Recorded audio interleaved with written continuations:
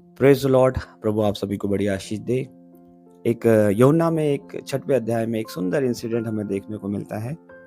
यूहन्ना के 6वें अध्याय और 16 वचन में इस प्रकार लिखा हुआ है, जब संध्या हुई तो उसके चेले झील के किनारे गए और नाव पर चढ़कर झील के पास कफरनहूम को जाने लगे। उस समय अंधेरा हो गया था और यीशु अभी तक उनके पास नहीं आया था। तो इन चेलों ने क्या किया कि बिना यीशु मसीह को लिए ही ये कफरनहूम को जाने लगे नाव से। अभी तक यीशु मसीह नहीं आए थे। अब मेरे प्रियो, जब भी एक मसीह व्यक्ति बिना यीशु मसीह को लिए आगे बढ़ता है तो अवश्य है कि वो तकलीफों में, ट्रबल में फंस जाए।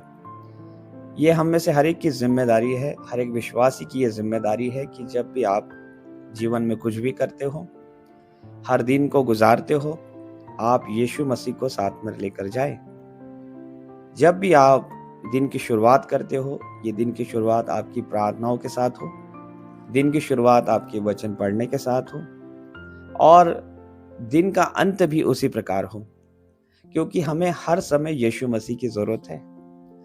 जब इनके साथ यीशु मसीह नहीं थे तो झील में लहरें उठने लगी, तूफान उठने लगा और ये घबरा गए, परेशानी में पड़ गए।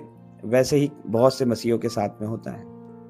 फिर भी परमेश्वर का ध्यान हम पर रहता है, परमेश्वर की नज़र हम पे रहती है। अगर नाव हिल रही है फिर भी वो कोशिश करता है कि वो अपनी हमारी नाव में आए, अगर हम उसे बुलाते हैं तो।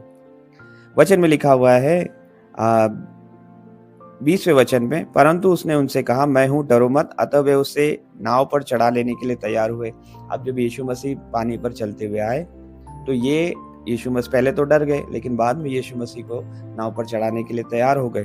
और आगे लिखा हुआ है, और तुरंत वह नाव उस स्थान पर जा पहुंची जहां वे जा रहे थे। तो यहाँ पर दो चीज हुई। पहले तो नाव स्टेबल हो गई, तूफान थम गया और जिस स्थान पर इस नाव को पहुंचना था ये नाव पहुंच गई।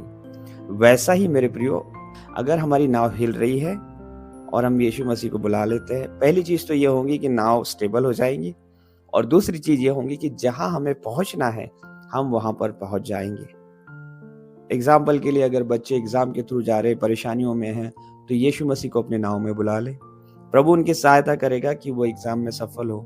कोई परिवार है, कुछ तकलीफों से गुजर रहा है, पारिवारिक चिंताओं, परेशानियों से गुजर रहा है, यीशु मसीह को अपने घर में ले ले, अपनी नाव में ले ले।